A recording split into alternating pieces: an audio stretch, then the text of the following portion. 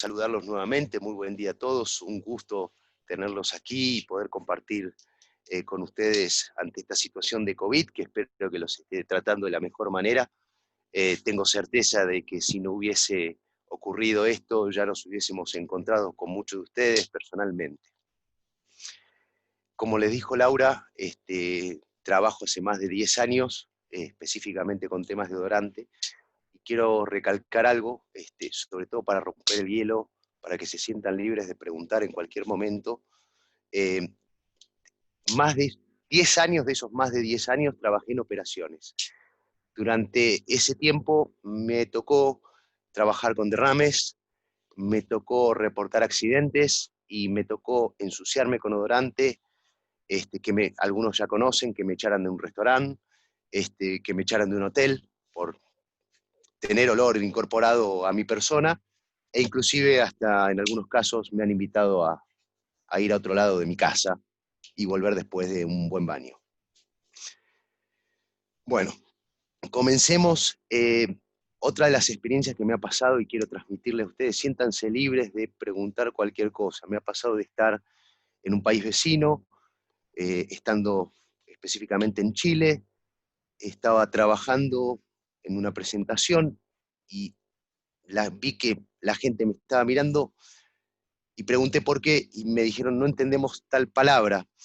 En definitiva ahí aprendí que tenemos un idioma muy parecido, pero no es exactamente el mismo. Si uso una palabra que no es la adecuada, por favor, me frenan y lo vemos y le encontramos la vuelta. Si no quieren interrumpir, yo voy a estar leyendo el chat, perdón, Marquitos, y ahí yo le leo la palabra. Gracias. Gracias, Lau. Bien, ¿qué vamos a estar hablando durante el día de hoy? Si bien esto es a modo introductorio, lo que vamos a hablar es principalmente de quién es Arkema y qué es lo que hace brevemente, y después nos vamos a poner en características básicas que tiene que cumplir un odorante, propiedades que debe tener un odorante, y en caso de derrame, cuáles serían los pasos a seguir. ¿Bien? ¿Quién es Arkema? Arkema es una empresa que bajo ese nombre tiene poco, tiene algunos años más de 10, pero anteriormente existía como Total, y anteriormente existía como ELF. Bien, yo lo que quiero destacar aquí es que la intención de Arkema es la sustentabilidad, está trabajando en proyectos en todo lo que es innovación y ahorro de energía y en especialidades químicas, dentro de la cual entran lo que son los odorantes. Por el otro lado, y conjuntamente, digamos, trabajando en Colombia con gente de Premac, tenemos una presencia global. A nivel regional, nosotros tenemos 2 plantas, una está ubicada en la Argentina y la otra está ubicada en Brasil. Sin embargo, todos estos puntos que ustedes están viendo en el mapa es donde actualmente Arkema fabrica o mezcla odorantes, y el odorante que ustedes actualmente utilizan puede ser fabricado en cualquier parte del mundo, pero todos debemos cumplir con ciertas normas de calidad y ciertos protocolos de análisis que asegura que haya sido fabricado en cualquier lugar, van a cumplir con los requerimientos mínimos para hacer un odorante. Perfecto. Perdón. Nosotros tenemos 2 líneas de producto en lo que es la parte de odorante para gas y odorante para GLP. Spotlick refiere todo lo que es odorante para gas natural, mientras que Vigilic refiere a todo lo que es odorante para GLP. Por el otro lado, es nuestra intención ampliar nuestros servicios asociados al producto. Este producto no es nuestro interés estar solamente presentes en el producto. Tenemos ganas de trabajar en conjunto para todo lo que son capacitaciones, recomendaciones técnicas, inclusive hasta diseños de sitio de odorización. Y por último, también tenemos cada uno de los sitios que ustedes han visto, tenemos cromatógrafos y gente especializada para realizar todo lo que es un ensayo de odorante. Por último, algo que ya se está aplicando en Estados Unidos y estamos desarrollando aquí, que se llama OED. El OED refiere también a lo que es el ciclo de vida de un sitio de odorización. Puede ser que por cualquier motivo un sitio de odorización se torne obsoleto y haya que trasladarlo o haya que retirar los tanques que almacenaban odorante porque ya no van a ser reutilizados o han cumplido un ciclo de vida, entonces el OED refiere justamente a lo que es ese servicio, hacer todo lo que es el retiro del sitio de odorización y dejarlo limpio para futuros usos.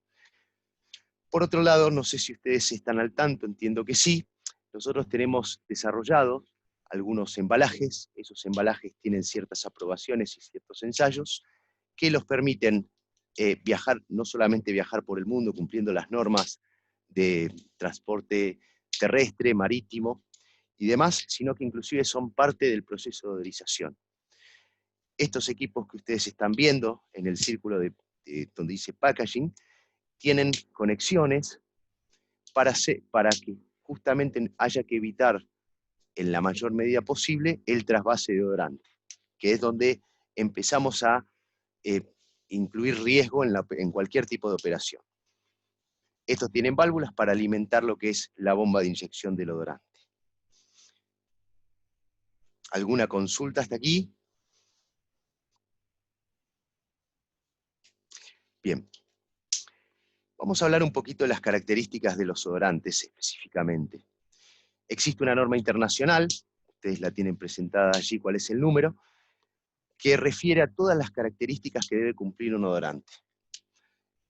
No nos vamos a pasarlas, vamos a ir viendo una por una, pero nos vamos a concentrar puntualmente en las propiedades físicas que nos va a acompañar durante toda la presentación y sobre todo que tenemos que tener presente al momento de tener un derrame. Bien, fuerte olor a gas, desagradable, persistente, distintivo, eso es bastante claro, creo que están familiarizados ustedes, inclusive por un tema de, si uno lo ve por el absurdo, no puedo tener un olor agradable, porque podría generar un efecto hedonista, ¿no? Un efecto que uno quiera justamente olerlo. Propiedades químicas, estabilidad, no corrosivo, y que se queme completamente cuando lo uso. Digamos, la estabilidad es para poder realizar el transporte o la odorización del gas y que siga por la cañería de gas. No corrosivo, justamente por las características de los caños y dónde se va a quemar. Y que combustione completamente. Si no combustiona completamente, cuando encienda la cocina, la estufa o lo que sea que esté utilizando con gas, me va a quedar un olor persistente y consecuentemente voy a sentir olor a gas y declararé una fuga de gas. Elevada presión de vapor, a los fines, si lo vemos solamente a los fines físicos, es algo necesario, o sea, yo no puedo tener un aceite para odorizar, porque está claro que no se me va a vaporizar dentro de la vena fluida de gas. Bien. Y por último, baja toxicidad. Baja toxicidad justamente por eso. Fíjense, cuando voy a encender la estufa, en algunos casos, hoy vienen medias con detectores y automatizadas, pero en algunos casos cuando se rompe el chispero, hay que encenderla, acercarle un fósforo. Imagínense si yo tengo en ese momento un producto tóxico. Sería un riesgo muy grande. Entonces, no puede ser tóxico. Entonces, ahora les quiero preguntar a ustedes y que participen ustedes. ¿Por qué piensan ustedes que odorizamos? Por seguridad. Un punto. ¿Alguien más? Para poder detectar el gas. Perfecto. Para la identificación del odorante, porque el gas no huele, entonces lo identificamos con el odorante. Bien. Para identificar una fuga de gas. Perfecto. Sí, yo creo que es más que todo el tema de seguridad, ¿cierto? Y cumplir con las normativas respecto a la parte de que las personas puedan sentir el gas en una cantidad de metros cúbicos. Muy buena observación. Por ejemplo, yo les hago la siguiente consulta. Si esto... Pero también es para cumplir las normatividades vigentes de nuestros diferentes países. Nosotros de alguna manera estamos obligados a que el gas huela porque precisamente cumple con todas las recomendaciones que los anteriores compañeros nos han dicho. Efectivamente, yo les quería hacer esa consulta, y después yo le voy a dar mi punto de vista que coincide con el de ustedes, pero dentro de los diferentes requerimientos, para mí, ¿cuál es el más importante? La pregunta es, si esto no fuese un requisito legal, ¿lo harían? Por Sí, seguridad, claro. sería necesario hacerlo. Perfecto, entonces Y es la sabemos que seguridad de todos. efectivamente, requerimientos legales, es una herramienta eficiente, ¿sí? Ya sabemos y es conocido que el odorante para gas es mundialmente conocido, seguramente puede una nariz, una persona entrenada como ustedes pueden sentir pequeñas diferencias de un país a otro, pero no van a tener duda de lo que están oliendo. Acá, perdón, Servicio al cliente, está perfecto. ¿Alguna vez ustedes reciben algún reclamo del cliente por olor a gas, como para hacer una observación, para que vayan a ver si hay una fuga en la vía pública? Posiblemente sí. En definitiva, y creo que todos estamos de acuerdo, y eso es lo que a mí me ha hecho, por ahí, hasta cambiarle el punto de vista a mi trabajo y darle, por ahí, sentirme más a gusto con él, es este. ¿Están de acuerdo con esto? Totalmente. Yo lo veo, me focalizo en esto, es para salvar vidas, ¿sí? Más allá de que posiblemente la normativa le diga, si no lo tienen, tienen que cerrar el caño. Está asociado a esto, tienen que cerrar la transmisión de gas. Esto es lo que a mí me gusta focalizarme. ¿Alguna consulta, alguna duda hasta acá? Perdón. Sí, yo tengo una pregunta. Sí, estoy de acuerdo también que para salvar vidas, ¿cierto? Estoy completamente de acuerdo en la parte de la distribución y para el uso final, pues, del cliente. Sin embargo, tengo, pues, digamos, algunas preguntas sobre la parte del transporte del gas, porque sé que en Colombia al menos se autoriza también para transporte, diferente a la distribución, y tengo entendido que otros países no lo hacen. Efectivamente, eso está asociado a la normativa que tenga cada país. Por ejemplo, Uruguay autoriza el transporte, Argentina no lo hace. Solamente trabajan en la parte de distribución de gas. Marquitos, tengo una pregunta para esta sección. Sí. De Juan Rodríguez Jiménez. En relación con las características del olor, ¿existen alguna confusión con los olores generados en sistemas de alcantarillado, donde las concentraciones de sulfuro también generan olores parecidos? Sin embargo, también se tiene seguridad sobre este aspecto, ya que también existe riesgo explosivo en estos sistemas de alcantarillado. Sí, no tengo tanta conocimiento sobre sistemas de alcantarillado.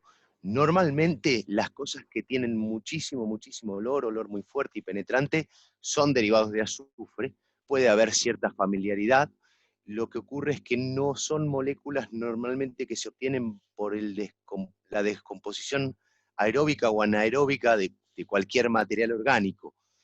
Puede haber alguna similitud, pero no debería ser lo mismo.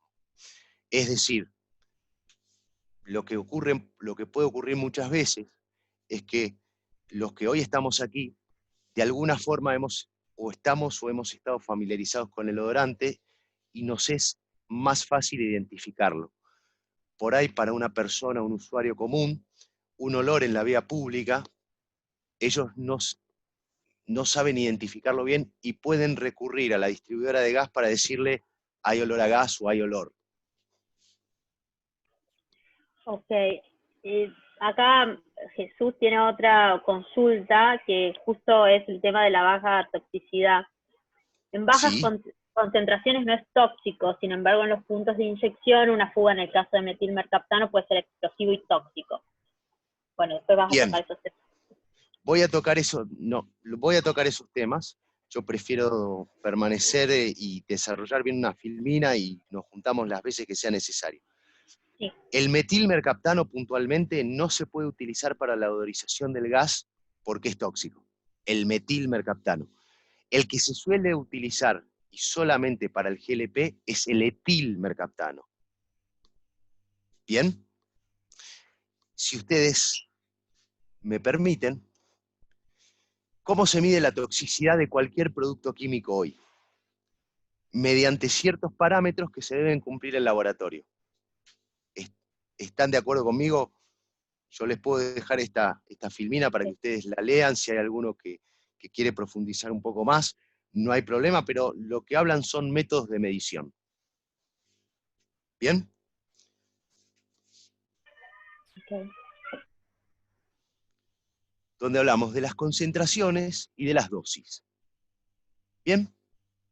Principalmente, nosotros lo que estaríamos preocupados es en una jornada, una exposición de 4 horas, ¿cuál sería el efecto que podría tener? Perfecto. El odorante, el Spotlight 1007, tiene un umbral de olor de 0.1 partes por billón. ¿Qué significa eso? Significa que con una concentración en aire de aproximadamente 12 miligramos por metro cúbico de aire, la persona no solamente lo va a sentir, sino que va a identificar lo que es. Para la persona va a ser olor a gas. ¿Bien? Tenemos una alerta, un sistema alerta, es decir, con 32 partes por billón en aire, la persona, digamos, el usuario común lo que debería hacer sería tomar algún tipo de acción, que vendría a ser el umbral de alerta. ¿Qué significa? Salir de su casa, abrir las ventanas, llamar a los bomberos, lo que cada uno, como cada uno actúe, eso queda un poco más a criterio del usuario. Por el otro lado, si nosotros queremos trabajar o ver en una exposición de 4 horas que pueda resultar nocivo para la salud, tenemos que hablar de 21.866 partes por millón en aire. Fíjense ustedes, si a los 32 partes por billón, además expuesto permanentemente, ¿no? No es intermitentemente. Si a los 32 partes por billón, yo ya tendría que estar preocupado siendo usuario porque tengo una fuga de gas, imagínense cómo se puede sentir esa persona con 21.866 partes por millón, expuesto a una concentración, a esa concentración durante 4 horas. Se debería sentir muy incómodo. Claro. Y además claramente está posiblemente ante una situación de derrame. No sé si eso responde la pregunta. Sí, acá piden volver a la filmina anterior, la de la ¿Perdón? toxicidad. Acá, esa. ¿Alguna pregunta? J. Torres pidió volver a esta filmina, pero no sé si era por algo puntual. De todas maneras, recuerden que está grabando la presentación con el sonido y con la imagen, así que eso lo van a tener. Si querés seguir, Marco. No sé si hay gente del área de GLP, vamos a hablar también brevemente de la toxicidad. En el caso, como mencionó el señor, efectivamente el etilmercaptano es más tóxico que otros productos. Yo aquí traje los productos más comunes para lo que es la dosización del GLP.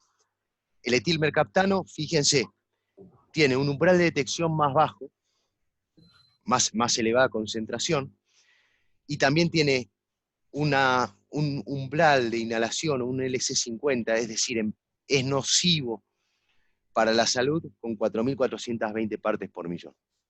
Es mucho menor que un odorante para gas. Y claramente es mucho mejor, mucho más bajo del odorante que se está utilizando hoy en otros países para lo que es la odorización del GLP. Independientemente, en cualquiera de los dos casos, el operador que esté expuesto a esto no solamente va a estar incómodo, sino que debería contar con los elementos de seguridad. O sea, 4.420 partes por millón durante 4 horas, claramente está muy posiblemente está o al lado de una bomba, o está trabajando al lado de una manguera, o está trabajando ante una situación de derrame. Okay. No sé si existe alguna consulta, duda sobre esto. No. Vuelvo. Apreté la flecha. Okay. Bien. Ustedes están familiarizados con el sistema globalmente armonizado. Tengo entendido que hace algunos años ya es normado en Colombia, es obligatorio. ¿Correcto? ¿Hay alguien que no esté familiarizado con el sistema globalmente armonizado? Dicen que sí, que es correcto, ya está normalizado en Colombia. Perfecto. Entonces, vamos a identificar, hasta el momento hemos visto propiedades físicas, químicas y propiedades que deben cumplir un odorante. Recordemos la presión de vapor. Vamos a utilizar el sistema globalmente armonizado para identificar cuáles. Sí. Qué pena con Javier Caicedo. Con respecto a las diapositivas anteriores, ¿qué tipo de tecnología para medir esa concentración de los productos se utiliza? Porque nosotros hemos tenido experiencia con los equipos de detección de atmósfera tradicionales y ellos tienen como una falsa detección y aparece una detección de H2S. Efectivamente, te puede generar alguna molestia o alguna falsa lectura, sobre todo si tenés un odor handy o algún elemento donde por algún motivo querés medir sulfídrico, ¿sí? O H2S. Si por el contrario tenés un odor handy, podrías estar en condiciones de poder identificarlo. Ahora, Javier, si vos tenés la posibilidad de asegurarte que la persona no va a estar expuesta a una concentración de sulfídrico, que es muchísimo más dañino, estamos hablando de que por 10 partes por millón ya te anula el sistema olfativo, entonces yo lo que considero es lo siguiente: el odorante se utiliza como sistema de alerta y para detectar fugas, con umbrales de olor que están en el orden de los 0,1 partes por billón en aire. Entonces, me tomo el atrevimiento, reitero, vimos la toxicidad y estamos considerando que no va a haber una exposición a sulfídrico, porque no creo que en un caño de distribución de gas pueda haber tanto contenido de sulfídrico. En ese caso, déjame hacerte la observación que la mejor herramienta la llevas puesta, todo el tiempo. No existe ningún elemento tan eficiente hoy para esto que la nariz. En 32 partes por billón en aire, no te digo un operador no porque conoce más, pero claramente está ante una exposición, ante una fuga. ¿Bien? Correcto, sí señor. Digamos, nosotros producimos GLP, el sistema de dosificación del odorizante. Bien. Y efectivamente, digamos que hubo un pequeño goteo y nosotros tenemos ese explosímetro, más que todo para medir contenido de oxígeno y nivel de explosividad. Efectivamente. Pero el transmisor tenía detección de H2S y por alguna razón estaba dando una medida exagerada cuando nosotros sabíamos que en el ambiente no podía haber toda esa cantidad de H2S, pero era lo que mostraba, por alguna razón hubo como se engañó el detector y medía el H2S. Habría que ver para qué estaba diseñado ese detector. Por ahí ese detector no podía medir las moléculas específicamente que conforman un odorante y te lo transformaba en contenido de en contenido de azufre. Sí, efectivamente, eso fue lo que al final, digamos, tomamos esa enseñanza que estaba, era el detector estaba tomando una falsa señal porque no estaba calibrado para hacer esa medición. Les cuento una situación que me pasó llegando a una termoeléctrica aquí en Argentina. Las termoeléctricas aquí por obligación, las que fueron construidas después de los años 80, deben odorizar el gas que van a consumir para las turbinas de generación.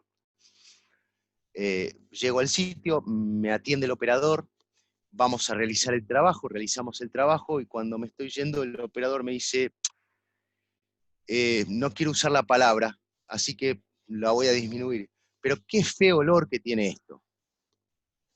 Bien, perfecto. Y le digo, ¿y dónde lo olés? Me dice, vení, acércate. Y me abrió el gabinete de la bomba. El olor que salía del gabinete de la bomba era bastante importante. Recordemos la característica de la presión de vapor. Es muy raro que en una microfuga yo vea líquido. No voy a ver líquido. Por un tema de la presión de vapor. Se vaporiza muy rápidamente. Entonces, la charla que yo tuve con ese operador fue lo siguiente. Le digo, mirá, ¿para qué usás el odorante para gas? Para detectar fugas. Si vos abrís el gabinete de la bomba y ves que te inunda un olor muy intenso, explícame qué es lo que tenés. Claro, Evaluar la explosividad, la aplaudo, porque ahí es un riesgo para el operador y habría que verificar que no sea gas odorizado lo que estamos oliendo. Verificado eso, claramente podemos tomar las propiedades del odorante para identificar que ahí hay una fuga. Buenos días. Yo tengo una Buenos pregunta. días. En la presentación anterior, en la número 6, dicen que el odorante no es corrosivo. Correcto. En el riesgo físico que está mostrando en pantalla dice que es corrosivo para metales. Sí, señor. En algunos artículos de literatura he visto algunos problemas de corrosión por la sobreodorización. ¿Acaso corresponde a ello? No, no es normalmente eso, perdón que lo interrumpa. Normalmente no es así porque generalmente en las cañerías de gas usted además no tiene oxígeno. O tiene muy bajo contenido de oxígeno. ¿Es correcto? Sí, es correcto. De cualquier manera, mi sugerencia sobre la sobreodorización sería, primero, evitarla. ¿Por qué? Porque le está generando un detrimento económico. Porque está utilizando más producto que el necesario. Y lo que sí recomendaría fuertemente, sobre todo si el gas, por algún X motivo, es elevado en impurezas, iniciar el proceso de curado de la cañería con odorante líquido. Ahora bien, si usted... Qué pena, yo tengo una pregunta, Marcos, allí, pues, qué pena interrumpir. Sí. Sin embargo, pues digamos que en el tema de la cantidad de odorante que se debe agregar, pues eso lo menciona la norma, ¿cierto? Eso está estandarizado.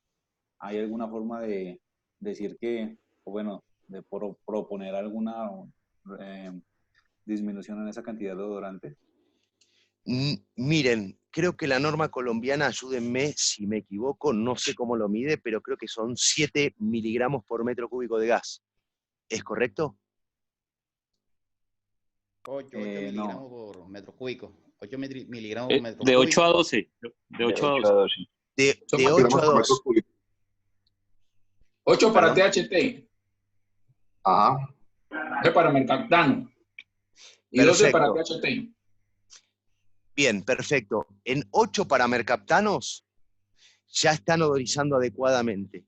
Lo que normalmente se utiliza, dependiendo de las características del caño, y digamos, no solamente las características de la operación del caño, sino qué alcance y qué longitud tiene su último punto de consumo, normalmente las dosis de odorización son entre 12 y 16 miligramos lo recomendado.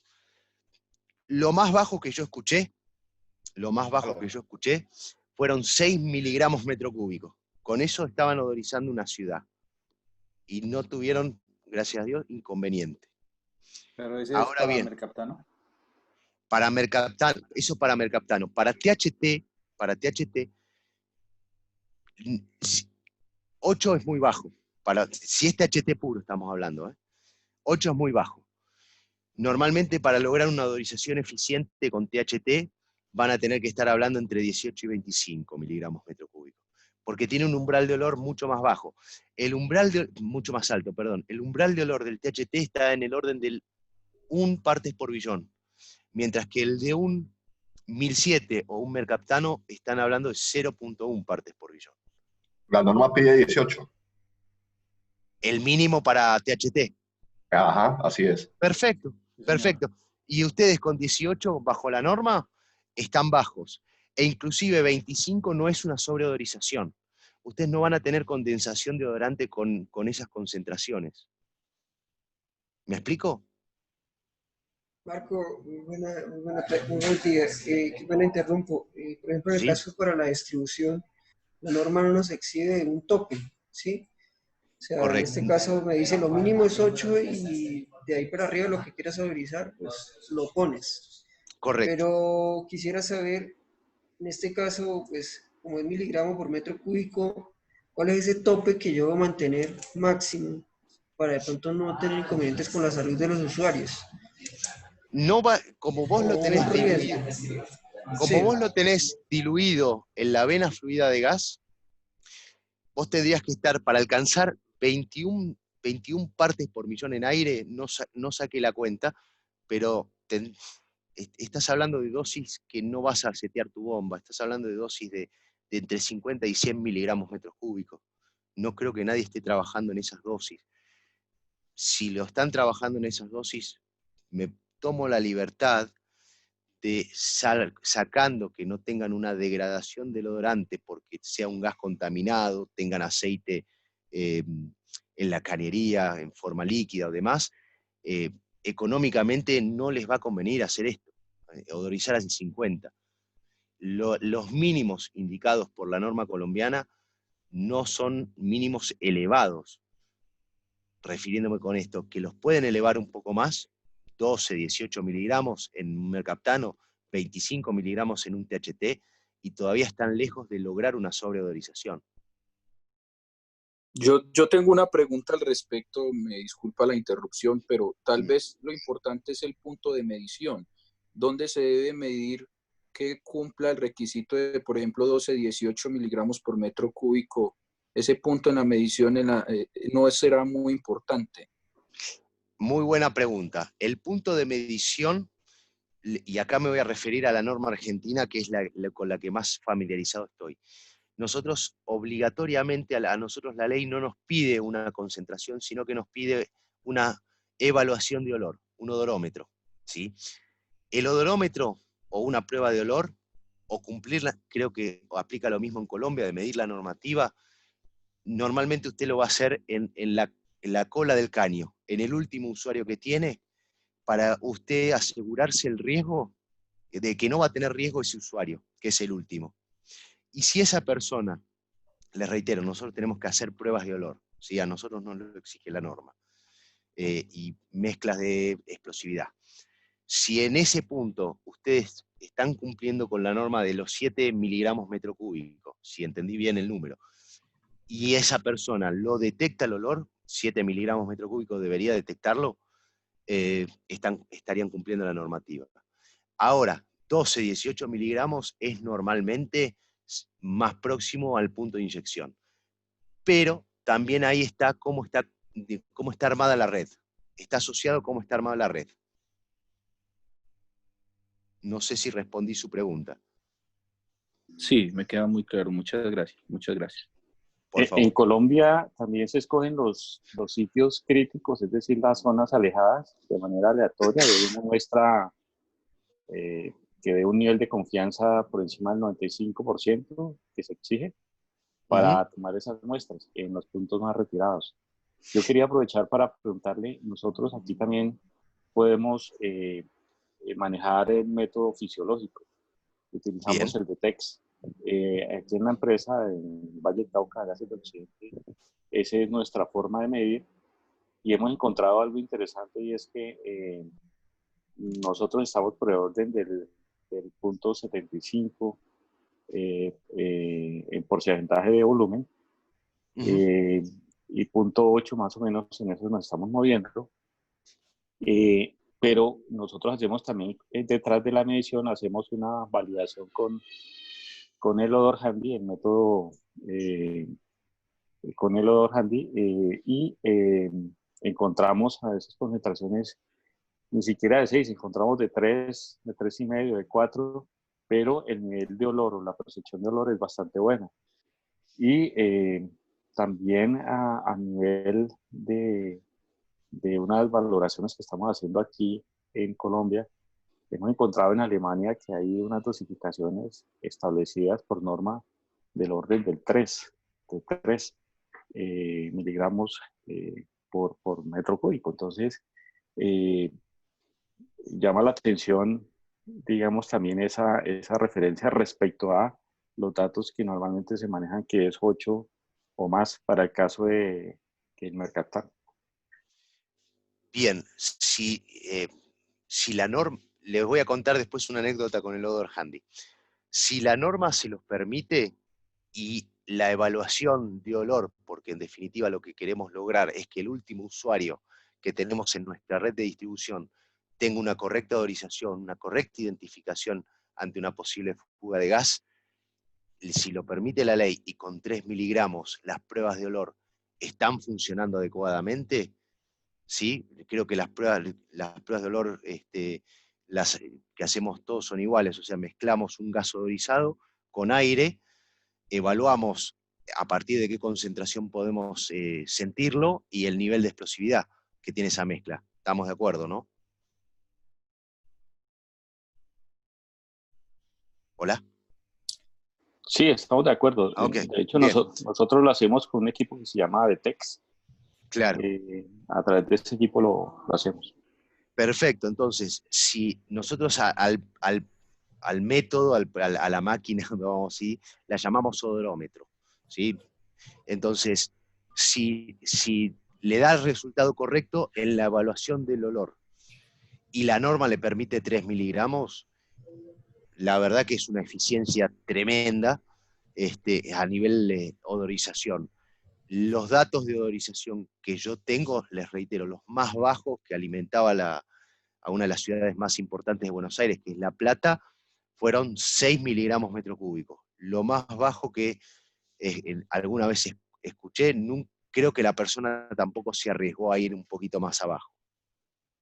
Pero si cumple con los parámetros de identificación de olor en el extremo de la red, yo no le veo inconveniente. O sea, más que nada, siempre focalizado en la seguridad del último usuario.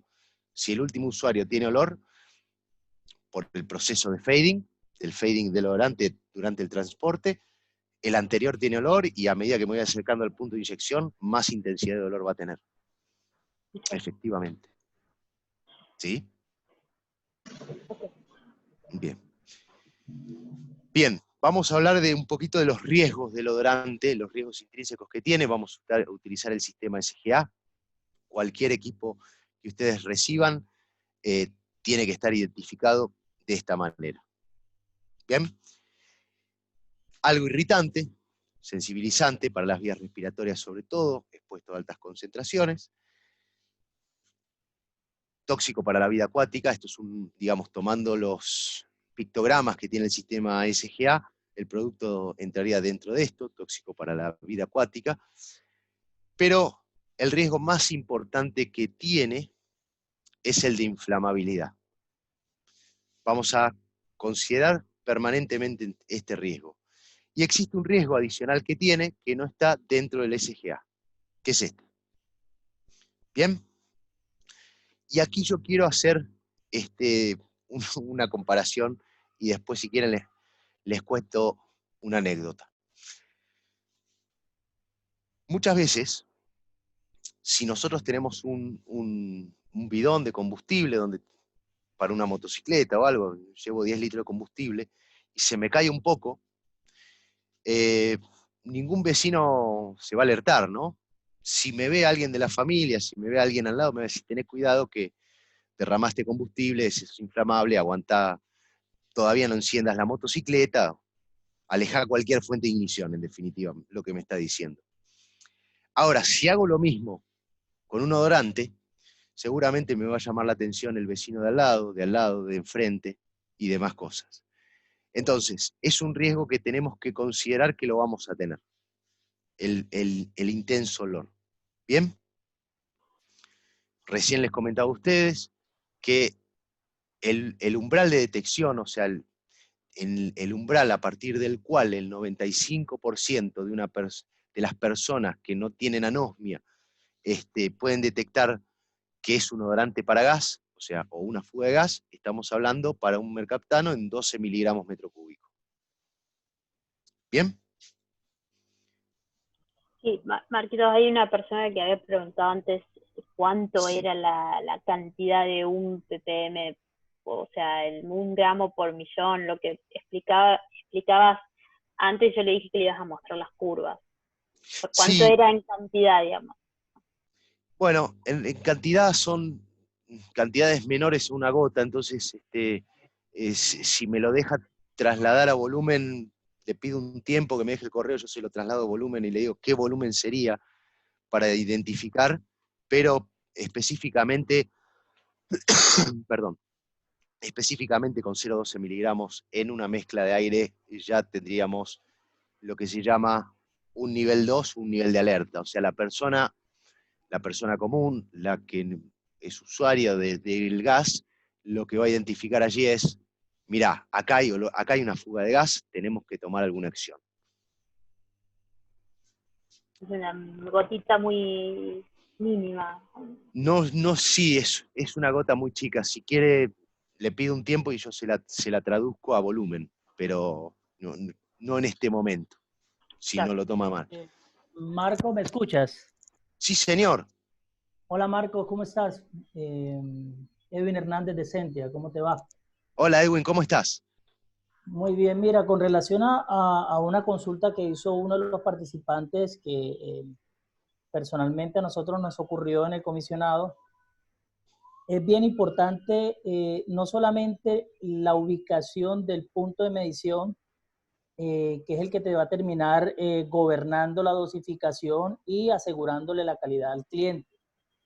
Esa ubicación depende de muchas variables. En nuestro caso, un aprendizaje fue cómo diseñamos la facilidad con el fin de que existiera un equilibrio entre las ratas de dosificación del tipo de bomba y la distancia entre el punto de inyección y el de muestreo. ¿Correcto? Correcto. En el caso de nosotros, contábamos con la distancia de tubería suficiente para la máxima entrega que gobierna una velocidad de fluido y un intervalo de dosificación X que nos permitiera en ese tramo de tubería poder obtener una homogenización de la muestra. ¿Cómo nos dimos cuenta? Importante que en las tomas de muestra, porque nosotros llamamos al cromatógrafo del laboratorio, en las tomas de las muestras se debe ver una desviación estándar de esa población que te está indicando de que hay una dilución perfecta. Pero muy interesante el tema de la ubicación del punto, pero no menos importante es cómo se configura el recorrido y los pulsos de la bomba para que no hayan tramos de gas sin dosificación. Efectivamente, inclusive Edwin, voy más, vos creo que estás más asociado a GLP, pero voy más a gas natural. Una de las realidades que nos está ocurriendo aquí a nosotros, a Chile, a Uruguay, no sé si conocen el concepto, nosotros lo llamamos barrio cerrado, ¿sí? Generalmente es un grupo de familias que compra un terreno y cada uno se construye una casa en ese gran terreno y subdividen ese gran terreno en pequeños terrenos más pequeños, ¿sí? No sé si lo llaman así. En definitiva es privado. Si uno quiere entrar, tiene que pedir autorización a alguno de los dueños y esa persona tiene que indicar que esa persona puede entrar. ¿Cuál es la problemática que nos está surgiendo a nosotros?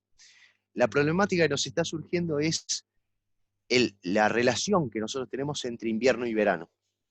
Entonces, en invierno te vas a asegurar un flujo de gas casi permanente, porque esa persona o esa familia, cada una de ellas va a estar con el calefactor, con las estufas, por ahí tienen una calefacción del hogar que es a través de agua, que quema permanentemente. Sí, estamos hablando de temperaturas que a la mañana oscilan entre 0 y 5 grados, y por la tarde o al mediodía alcanzan los 15 17 grados. Llega el verano, nosotros en estas zonas en verano alcanzamos fácilmente los 35, 40 grados, y esas personas automáticamente apagan todo. Y lo que tenemos es que ese flujo constante de gas automáticamente empieza a tener muchísimo tiempo de retención en el caño, en la cañería, con el fading que hay. ¿A qué voy con esto? Si vos tenés un flujo constante y asegurado, la odorización va a ser mucho más fácil. ¿Por qué? Porque todo lo que es el curado del caño, el impregnado, la homogenización dentro del gas y demás va a ser mucho más rápida y eficiente. Si por el contrario, tu consumidor es pulsante, sin duda que ahí vas a tener que trabajar mucho sobre la dosificación de la bomba. Muchas veces lo que nosotros hacemos, no nosotros porque no soy distribuidora de gas, pero trabajando con las distribuidoras de gas, se pone un punto de odorización por arrastre en el sitio inmediatamente antes del ingreso a lo que sería el barrio cerrado. Okay. Así que esto me pareció muy interesante el comentario de Edwin y quise profundizarlo un poco más, o mejor dicho, no es profundizarlo, sino compartir algunas experiencias conjuntas que hemos tenido aquí. ¿Mm? Perfecto, volviendo a los riesgos. Estos son los riesgos a los que vamos a estar expuestos, o sea, los que tienen el odorante y a los que vamos a estar expuestos ante un derrame. ¿Bien? Una característica importante, y vuelvo a la propiedad de la presión de vapor. Digamos, seguramente ustedes están familiarizados con que la presión de vapor es función de la temperatura. Entonces, el odorante que ya fue vaporizado y está en una vena fluida de gas, se va a comportar como el gas. Se va a comportar como el gas. Si va, digamos, en el caso del gas natural, que es más liviano y tiende a irse para arriba, se va a ir con el gas. En el caso del GLP, va a quedar más abajo. ¿Bien? Ahora, si yo tengo un derrame y es puro, bueno, ahí ya no se va a ir va a difundir rápidamente, pero va a ser función de la temperatura. Si yo tengo una situación de 30, 40 grados, como les comenté que ocurre aquí en verano, con horarios de luz de casi 14 horas, se va a ir muy rápido. Ahora en invierno, que nos ocurre exactamente lo contrario, va a permanecer más tiempo a la altura de la nariz. ¿Bien? Marco. Sí, señor. Una consulta, qué pena, Mauricio. Mauricio. ¿Existe la posibilidad que una vez evaporado el odorante dentro del gas, por temas de flujo, como dijiste, estanqueidad, él vuelva nuevamente a estado líquido y se posicione en la parte de abajo de la tubería y se pierda la odorización? No, señor. Salvo que encuentres un diluyente, un hidrocarburo, que no te lo va a hacer líquido. Lo que va a hacer ese hidrocarburo te lo va a absorber y vas a tener un hidrocarburo con una alta concentración de odorante.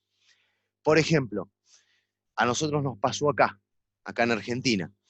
Nosotros tenemos dos transportadoras de gas. ¿Qué pasa? Se les rompe el sello del compresor. Y ellos no avisan a las distribuidoras cuando le pasa eso.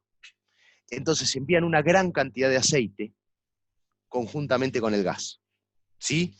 Si la configuración de la cañería tiene un cuello de cisne, o sea, hace como una U, si tenés incondensables, aceite y demás, suele mucho concentrarse allí. Entonces, el odorante per se, que ya fue vaporizado, no se te va a volver a poner líquido. Inclusive, tendrías que llegar a temperaturas de menos 63 grados si lo querés pasar a sólido, pero no se te va a volver líquido.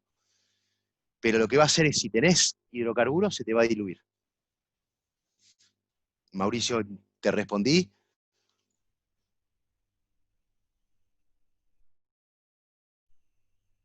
Mauricio. Sí. Se escucha, Marcos. Sí, señor. Bien, gracias. Gracias. Bien, por favor. Bien, entonces, esta propiedad me pareció importante para trabajar en consideraciones de derrame de odorante, poder presentárselas. ¿Cómo podemos neutralizar un odorante para gas? Tengo una situación de derrame o quiero neutralizarlo porque voy a hacer un trabajo en laboratorio. Perfecto. Una de las alternativas que tengo es la destrucción térmica. ¿Bien? O también diluirlo en un hidrocarburo, como veníamos conversando con Mauricio, un querosén, un aguarrás, para después quemarlo, siguiendo las disposiciones, lógicamente, que requiere cada país para el tratamiento de residuos. Podemos tener una oxidación química. Bien, no sé si posiblemente algunos están familiarizados con esto. Utilizar una solución de hipoclorito de sodio, hidróxido de sodio, podría ser permanganato de potasio, pero es bastante más sucio. Lo que ocurre en este caso, que cuando yo hago una reacción química, voy a tener una reacción exotérmica que me va a estar generando calor. Entonces, para que no se me genere una atmósfera de riesgo, tengo que hacerlo de manera controlada. Y la forma de hacerlo de manera controlada en campo es utilizando productos diluidos. ¿Bien? Por último, tenemos la quimisorción. ¿Sí? Una pregunta con Juber Lancheros. Sí, en este caso, para hacer una oxidación química, en el caso de un derrame, digamos, de un etilmercaptano puro, digamos, de la vasija odorizante propiamente, este hipoclorito se puede aplicar puro como tal, o sea, no como tal como tal al líquido del etilmercaptano, ¿en qué proporción? O sea, ¿cuál sería, digamos, la concentración? Normalmente se recomienda una solución de hipoclorito al 5%. Es bastante diluida, pero es bastante segura. De cualquier manera nosotros vamos, digamos, a medida que avancemos, vamos a ver que en el caso de la contención de derrames, o sea, si yo tengo una caída de etilmercaptano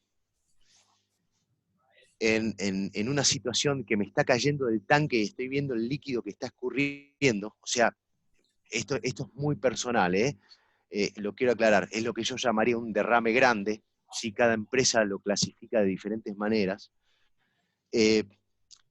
Lo que voy a hacer seguramente es, si ya lo tengo en el tanque, también posiblemente tenga algo en el piso. ¿Sí? Yo diría trabajar en lo que está primero en el piso para que no se escurra, porque puede ser tóxico para la vida acuática, sobre todo que no se vayan en alcantarillados y demás. Cubrir primero eso, y muy posiblemente lo que me está cayendo, después lo trabajaríamos con trapos absorbentes, antes de atacarlo directamente con un oxidante. ¿Por qué? Porque siempre existe el riesgo de que haya una reacción exotérmica con un oxidante. Entonces, trabajaría de diferente manera. ¿Bien? Gracias. Por favor. Por último, también tenemos la quimisorción. ¿Alguno le interesa saber qué es la quimisorción? ¿O están todos familiarizados con la quimisorción? No. No es lo mismo que la por favor, queremos saber. Bien, perfecto. La quimisorción es, no tenés una reacción química, sino que tenés una atracción física superficial entre dos moléculas que se van a unir, pero no van a reaccionar químicamente entre sí, para darte otro producto. O sea, una absorción con D. Una absorción con D. Fenómeno de superficie, no de volumen. Por ejemplo, la fuerza de Van der Waals. ¿Bien? Sí, señor. Bien. Así trabaja el OSEN. El OSEN es un producto que creo que algunos de ustedes estarán familiarizados. Es un producto de Arkema también, que trabaja en los elementos contaminados, tanto herramientas, como puede trabajar en la parte de medio ambiente.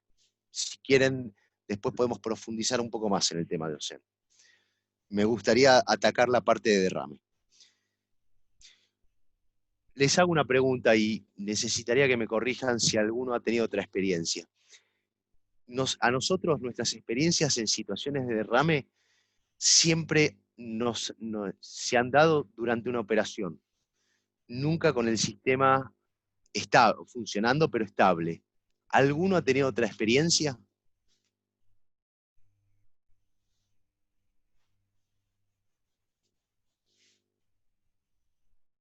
Si la quiere compartir, me lo dice. Perfecto. ¿Cuáles son los pasos básicos para cualquier derrame? Protegerse, no se los voy a leer, pero principalmente sí me gustaría trabajar con ustedes algunos de los puntos, sobre todo para ver si podemos mejorarlo, inclusive encontrarle la vuelta y por qué. Yo les compartí a ustedes o les hice una pregunta de que en mi experiencia personal, una situación de derrame siempre se me ha dado durante una operación, nunca con el sistema funcionando estable. No sé si alguno ha tenido otra experiencia, no fue mi caso. Entonces, protegerse es fundamental porque nosotros vamos a estar trabajando con un producto cuyo riesgo principal es la inflamabilidad. Normalmente cuando ocurra una situación de derrame, es altamente probable, ¿sí?, más orientado al gas natural, que posiblemente esté en el medio del campo, ¿sí?, no tenga nadie más cerca. Y la única forma de poder atacar un derrame es por parte del operador, y para ello debe protegerse, porque si él se lastima, no lo puede atacar, y es un derrame que puede ser muy grande. ¿De acuerdo? ¿Cómo nos vamos a proteger? Dijimos, el riesgo principal es la inflamabilidad. No me tengo que sacar esa cuestión de el olor. El olor es un riesgo que tengo, sí, pero ante un derrame grande, el olor ya dejó de ser ya es un problema, pero es un problema que yo no voy a poder atacar ni solucionar en ese momento, sino que tengo que cuidarme y tener presente que estoy ante un inflamable. ¿Cómo me voy a cuidar?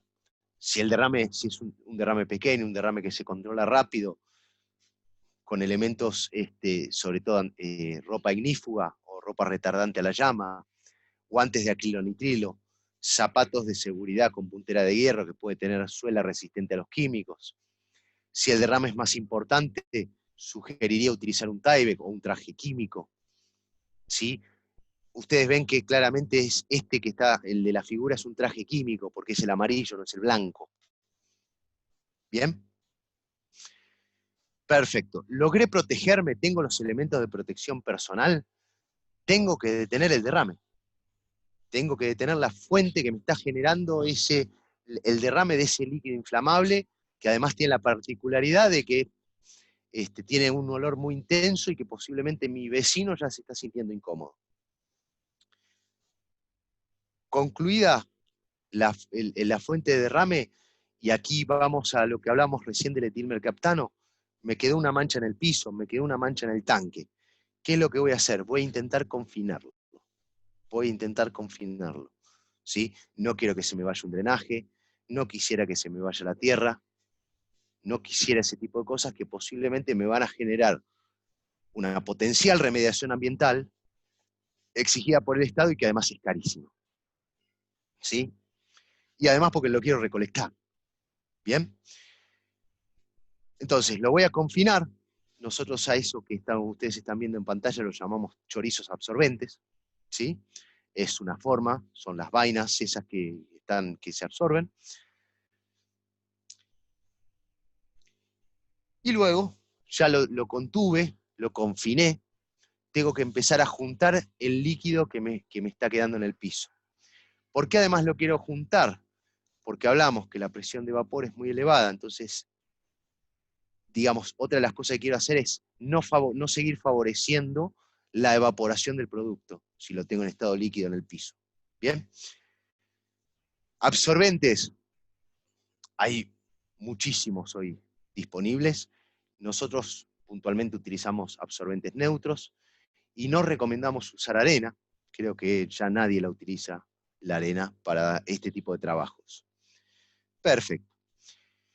Luego que ya lo absorbí y que mi absorbente está bien humedecido. Marco, antes Sí, señor.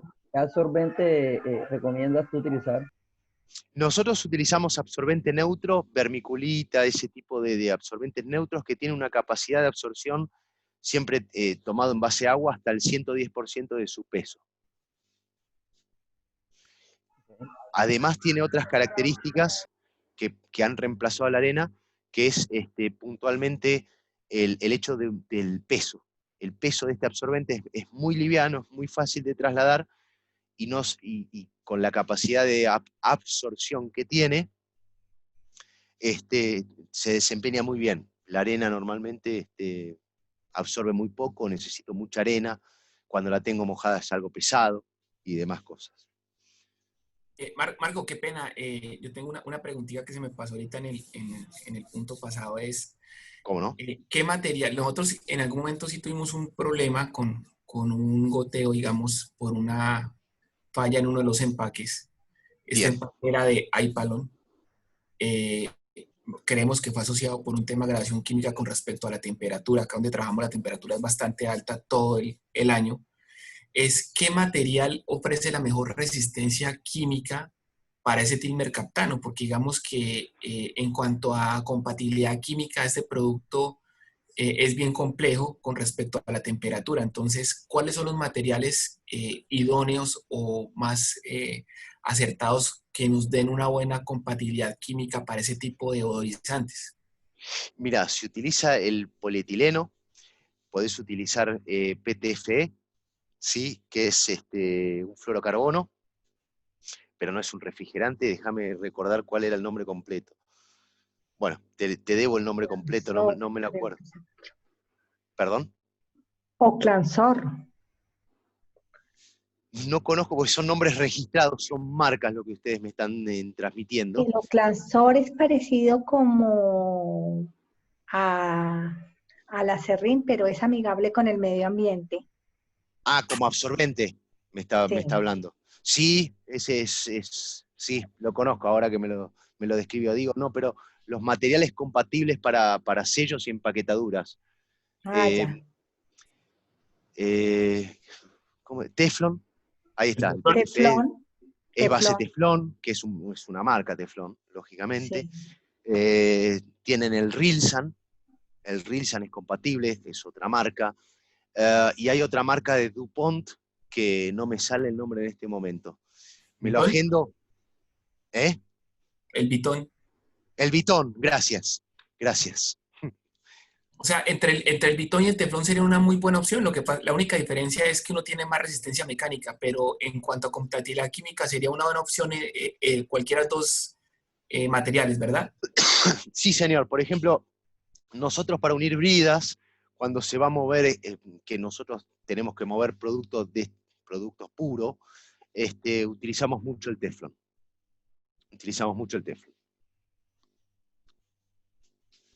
Gracias. Bien, entonces, logramos absorberlo con el absorbente que ustedes tienen disponible, que la compañía ha aprobado y demás. No ha aprobado, ha aprobado. Y luego sí tenemos que trabajar en la neutralización del olor. Y aquí podemos trabajarlo. Térmicamente en ese lugar no, porque todavía tengo vapores de odorante que me pueden generar alguna atmósfera inflamable. ¿Sí? Si no tengo absolutamente nada para neutralizar o enmascarar, pues nosotros siempre, digamos, estamos hablando de cómo trabajar, pero también a veces puedo usar un enmascarante. ¿Sí? Un enmascarante va a ser un perfume altamente concentrado que me va a servir para las inmediaciones en lo que estoy trabajando, y por ahí lo va a hacer más leve mientras trabajo o junto a ese residuo. ¿Bien? O trabajar, también se puede trabajar, en este caso estamos trabajando con el OSENT. ¿Sí? El OSENT, si se va a trabajar para elementos, digamos, asociados al medio ambiente, o si yo quiero mitigar el olor en el medio ambiente, tiene unas características, como hablamos, que es un proceso de quimisorción. Lo que tengo que hacer es aumentar lo más posible la superficie. ¿Cómo hago para aumentar la superficie? Tener muchas gotas muy pequeñas. ¿Bien? Como una spray. Efectivamente. No sé si alguno tiene alguna consulta hasta acá, si no vamos ya a la parte de disposición de materiales. Hola Marco, Andrés en de Premac. Hola Andrés. ¿Cómo vas? Bien.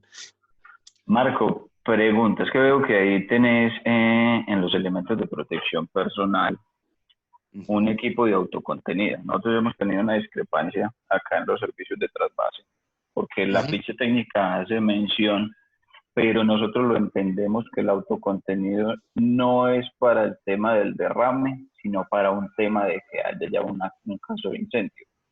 ¿Estamos en lo correcto? Cuando te referís a ¿cómo se dice? Batea de contención, o sea, el recipiente para contener en caso de que haya un derrame. El equipo de autocontenido es el del suministro de oxígeno. Ah, perfecto, bien. Bien, equipo de respiración, gracias, disculpen. Si lo que vos vas a trabajar es un derrame pequeño, ¿sí? Y acá queda, les reitero, yo lo que comparto es mi clasificación de qué es un derrame pequeño y un derrame grande, que puede no coincidir con la de ustedes. ¿Qué es un derrame pequeño? Es un derrame, puntualmente, que yo voy a estar trabajando con menos, hasta 1 litro de producto. ¿Está bien? Más de 1 litro de producto lo considero un derrame grande. ¿Bien? Y por el otro lado, también tengo que ver qué tiempo de exposición voy a estar. El derrame que estamos viendo en la foto es un derrame realmente importante. ¿Sí? O sea, yo tengo líquido en el piso, es un derrame importante. ¿Sí? En ese caso, Andrés, podés utilizar semimáscaras con filtros para vapores orgánicos. ¿Sí? Ahora, si además esto te implica trabajar en un derrame en un espacio confinado, ¿sí? Voy a un ejemplo que suele ocurrir. Me olvido de que es un inflamable y empiezo a trabajar directo con el olor. Y estoy desesperado porque mi jefe me llame la atención por el olor. Entonces, ¿qué hago? Entro al sitio y cierro la puerta y me pongo a trabajar con la puerta cerrada. Esa persona no se va a morir, pero no la va a pasar bien por la concentración que tiene. Ahí podés utilizar un equipo de respiración autónoma. Ahora, ustedes también saben que para trabajar bien con un equipo de respiración autónoma, esa persona tiene que estar muy entrenada. Porque si no, a los 2 minutos se queda sin aire. ¿Están de acuerdo conmigo? Piensen que esta persona está en una situación de estrés. ¿Sí? Porque... Marco. Sí. Marco, quiero darle un apoyo a Andrés de Premac. Es válida la consulta que él hace porque eso define muchos temas de inversión para protocolos de seguridad, ¿correcto? Sí, señor, correcto. Pero también es cierto, el ejemplo exacto lo colocaste, y es que el equipo autónomo se usa es como una frontera entre la salud de la persona que está atendiendo una emergencia y su entorno. O sea, el equipo autónomo en temas de atención de incendio no se usa porque sea incendio. El tema del equipo autónomo en incendio es por el desplazamiento del oxígeno, y él necesita una autonomía para poder respirar. Efectivamente. Correcto. En el caso de la atención del derrame es muy válido el ejemplo. ¿Por qué? Porque si bien es cierto, el olor no te va a matar en el instante, te puede llevar a pérdida de conciencia por el tiempo de exposición. Entonces, la idea es poder y tener la libertad de trabajar de manera cómoda, sin estrés, como tú lo decías. Entonces, el equipo autónomo es una herramienta muy válida para poder atender un derrame, por lo menos de esa magnitud, y depende mucho de qué protocolos de seguridad quiera establecer cada usuario.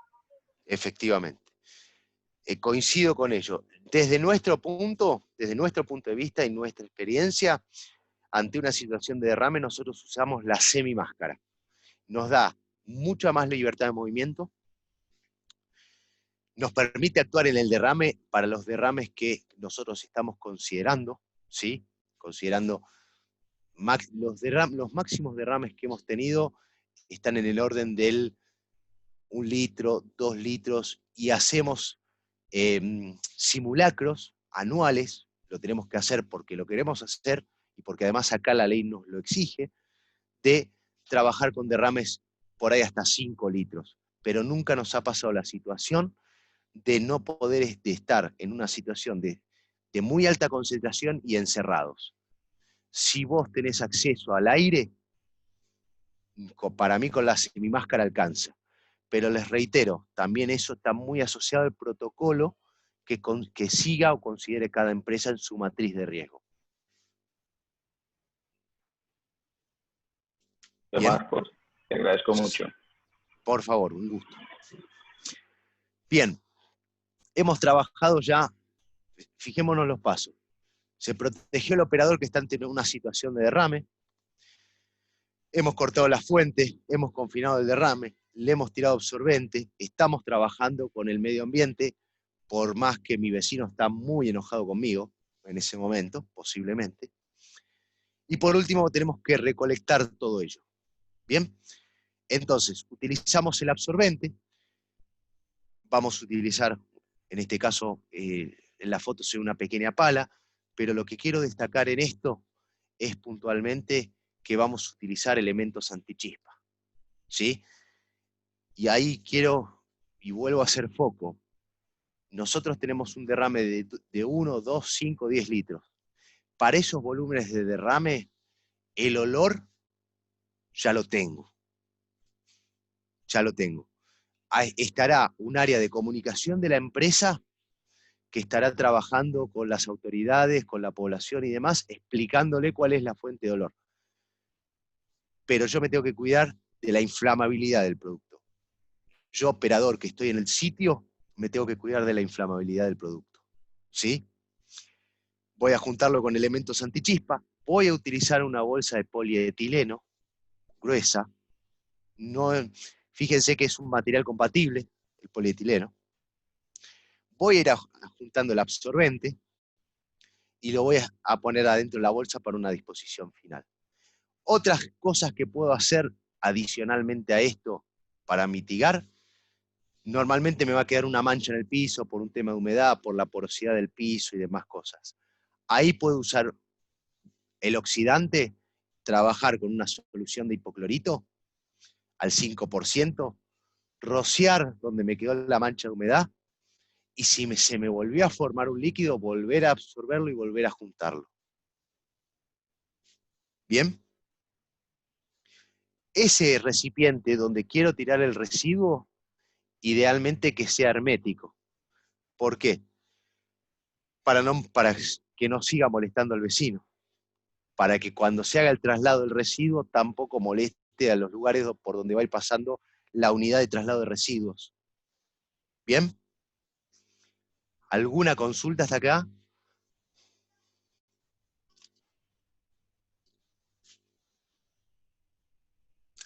Quiero compartir algunos casos internos, algunos casos de Arkema, ¿sí? Para que vean puntualmente de cosas que nos han pasado. Estas fotos que ustedes están viendo específicamente, fue un accidente en la ruta, un camión perdió su carga, con la desgracia que además había un desagüe ahí próximo, lo que generó además muchísima altura, desde el punto que se cayó hasta el punto que llegó a estar en equilibrio, a terminar de golpearse. Ahí tienen una pequeña descripción del volumen de deodorante que se perdió, ¿sí? Fíjense, bastante importante, ¿no? Yo creo que no hemos estado, yo puntualmente, y creo que ustedes tampoco han estado expuestos a un derrame de esta magnitud. Perfecto. Y esto enfatiza un poco lo que yo les decía cuando yo tengo un derrame, y el operador, creo a mi entender, no debería sentir la presión del superior en trabajar para tratar el olor. Si tengo un derrame grande, el olor ya lo tengo. Me va a tener que ayudar una persona de otro sector de la empresa a tratar con el olor. yo voy a trabajar sobre el derrame. ¿Bien?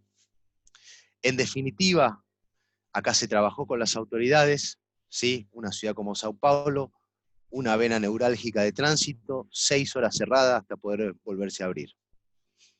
Junto con las autoridades hizo la remediación ambiental. Tierra y agua. Nosotros lo utilizamos como caso testigo, puntualmente para diseñar rutas y para que no vuelva a ocurrir nunca más, todo lo que es diseño de rutas, localidades y demás cosas. ¿Bien? Seguramente, si ustedes tienen que trasladar odorante, no utilicen o no pernocten o no permanezcan en grandes ciudades, en grandes urbes.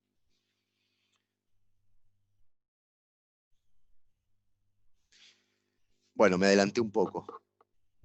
Tuvimos que hacer, lógicamente, a nuestro cargo todo lo que es la remediación de agua, suelo, ¿sí?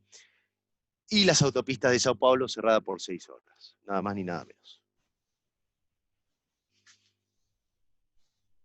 Bien, este es un caso local. Estos equipos, yo les mencioné que los equipos pueden o no, pero puntualmente aquí nosotros los usamos como parte del proceso, parte de la inyección. O sea, los equipos no solamente contienen el odorante cuando se traslada, sino que una vez instalados en el sitio, se van descargando de a poco y alimentando a la bomba para que se inyecte ese odorante. Hubo una falla eléctrica en la bomba y la bomba tomó fuego. ¿Bien? Así quedó el equipo. O sea, significa, si está negro y chamuscado, significa que ese equipo fue sometido a un intenso calor. No sé si ustedes, no sé si ven mi puntero, si ven esto que está acá atrás, es muy buena la foto, allí tienen una válvula de alivio y un disco de ruptura, ¿sí? ¿Qué significa? Hablamos de la presión de vapor, expuesto a una gran temperatura, aumentó la presión de vapor. El disco de ruptura, que está seteado a 4.84 bar, rompió.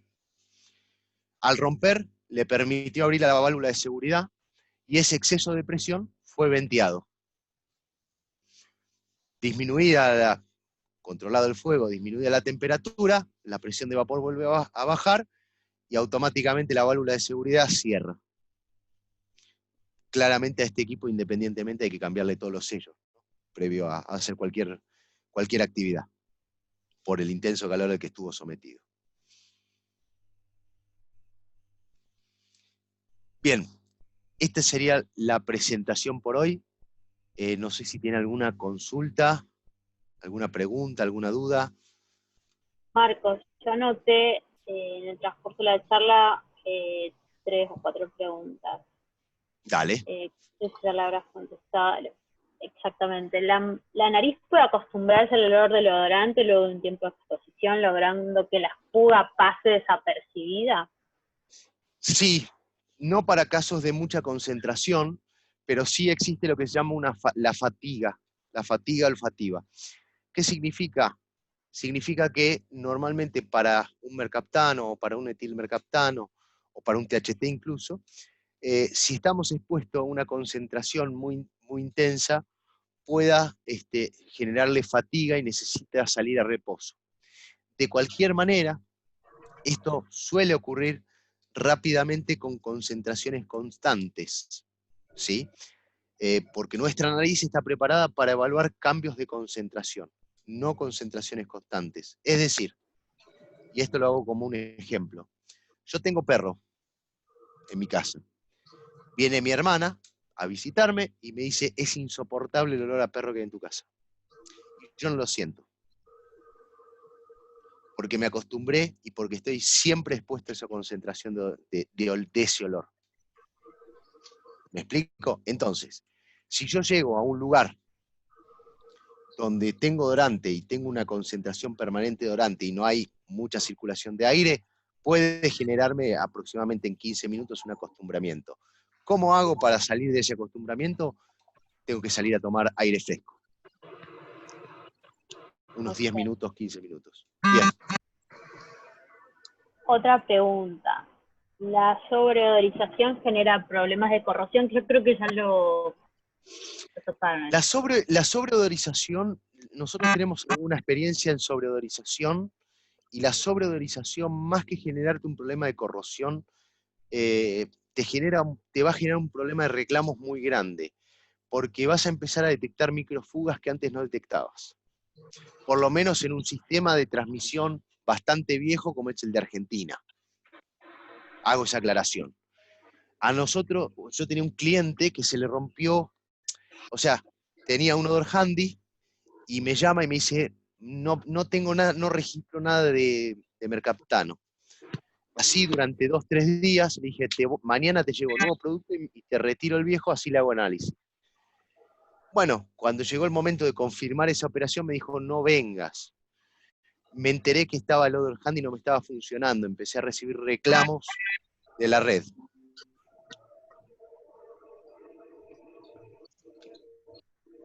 Bien, ¿qué más? Yo tengo una pregunta allí, qué pena, ahí, adicionalmente, completando lo que preguntaba anteriormente. Digamos que en temas de autorización, sí, por ejemplo, tú nos dijiste que en Argentina no se autoriza para el transporte, sin embargo, pues en el tema de seguridad, si tenemos una fuga en la parte de transporte, ¿qué llega a pasar allí? Y la otra es, ¿por qué no autorizar en transporte? O sea, ¿cuál es o cómo yo puedo decir, odorizo o no odorizo en transporte? Normalmente la decisión, pido disculpas por los ruidos de fondo, es parte de la cuarentena. Normalmente la autorización, todo lo que es asociado a la autorización en el transporte es más un tema de necesidad y un tema legal. Les voy a profundizar un poquito más. En Argentina tenemos 2 transportadoras y lo que es la generación del gas y el comienzo de su traslado ocurre muy lejos del punto de consumo. Entonces, lo que ocurre, yo creo que aquí fue un tema comercial, si ustedes quieren, o una necesidad de no odorizar con tanta intensidad, en tantos kilómetros de traslado, ¿sí? Ahora, muchos otros países sí lo hacen en el transporte, y no está mal hacerlo, pero les voy a hacer una salvedad también de la normativa local. También existe la clasificación de gasoducto, que lo deben tener casi todos. Es decir, estamos en el transporte, perfecto. Ahora, se armó en el tiempo un pueblo a menos de 200 metros del gasoducto y automáticamente, aunque sea de responsabilidad de quien sea, ese segmento del transporte debe odorizarse. Caso de no odorización, hubo un gasoducto en Argentina de una empresa de transporte que claramente tuvo una fuga. Debo reconocerle, si usted quiere yo le mando la foto, fue en el 2015. Explotó todo. ¿Sí? Por suerte era un lugar medio desierto y las consecuencias y las víctimas fueron bastante bajas, pero explotó todo. Entonces, existe un tema para mí legal. Tema legal y de normativa de cada uno de los países. Europa odoriza el transporte también.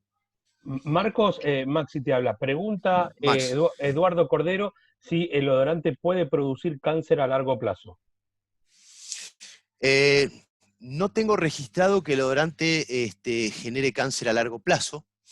Independientemente, lo que nosotros queremos y queremos trabajar con ustedes es que el odorante esté donde tenga que estar, ¿sí? Si no está, y perdónenme, no es, parece sencillo, pero aprendemos a convivir con ello. Yo el odorante lo quiero en la vena fluida de gas.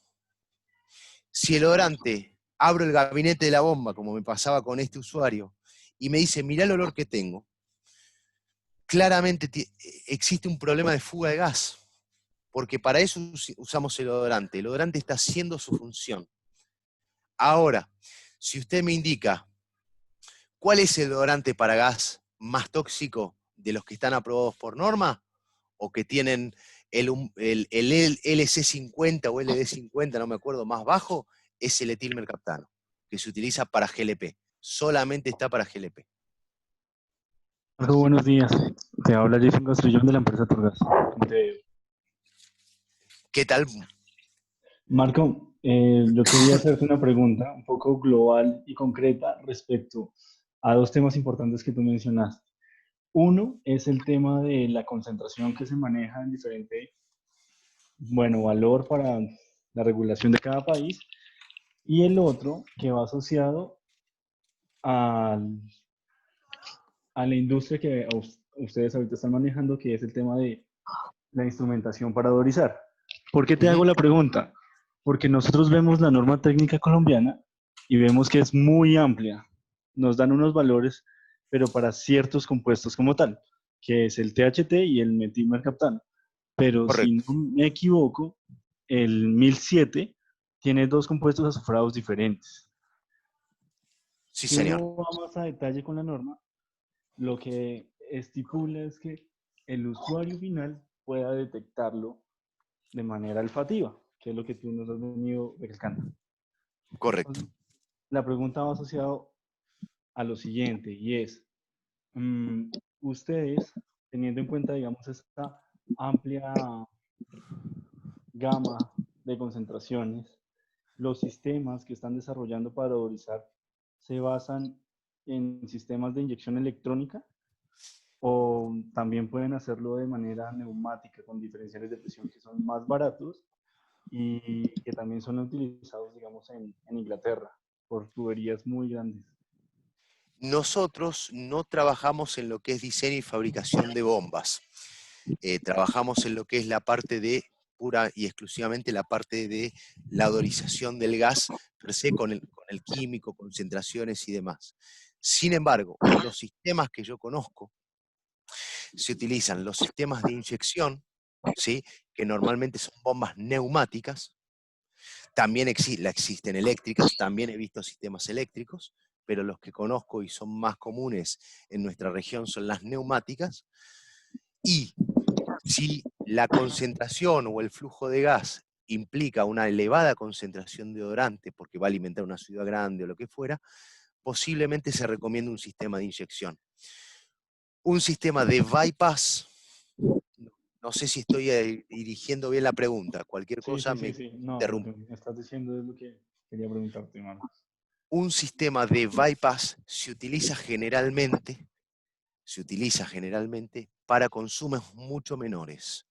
Inclusive cuando yo les comentaba esa situación del barrio cerrado, el sistema general es de inyección y el tramo final se utiliza un bypass. O sea, el gas que solamente va a entrar al barrio cerrado, se utiliza un bypass para reforzar la odorización. Está asociado al flujo.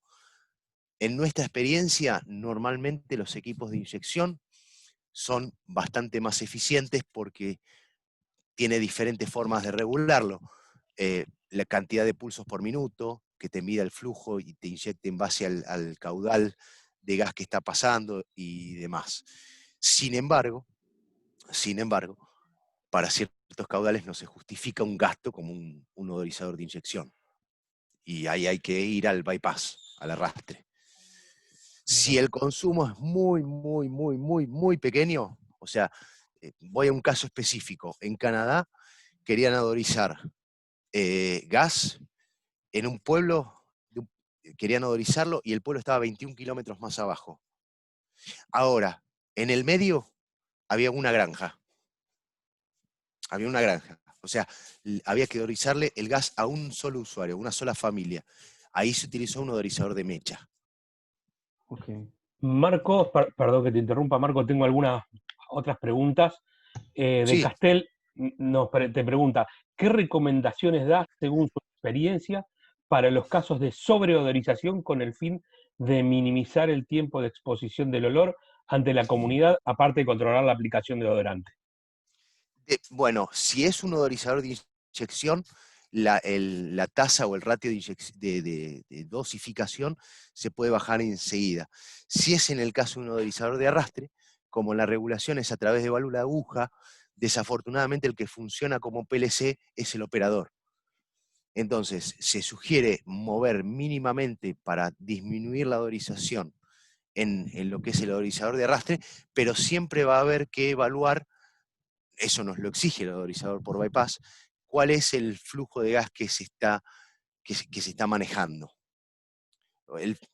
La intensidad de olor que está recibiendo el usuario. Y eso lo podemos hacer con la nariz o con un odorómetro. Carlos Peña nos pregunta, ¿se habían mencionado unas sustancias que no deben ser usadas para odorizar? ¿Podría recordarlas?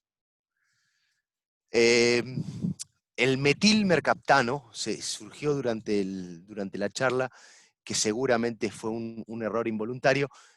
Se usa normalmente como mercaptano, uno se refiere al metilmercaptano, pero el metilmercaptano es un material altamente tóxico y no se utiliza para odorizar. Se utiliza el etilmercaptano y la aplicación que encuentra este odorante es solamente GLP. Solamente está aprobado para GLP. Porque es una molécula de mercaptano. Dentro de los mercaptanos es una de las moléculas más inestables de mercaptano. Juan está levantando la mano. Juan, vos querías preguntar algo. Disculpa, Marco, qué pena interrumpirte. Referente a esa pregunta, cuando dices toxicidad, ¿te refieres solamente al medio acuático o una toxicidad que pueda afectar a los usuarios en este caso? No, Juan, me estoy refiriendo a los usuarios. Cuando trabajamos con el metilmercaptano es directamente un veneno. Sí, es muy tóxico para el ser humano. Perdón, Juan no habló Juan. Ay, perdón, disculpen.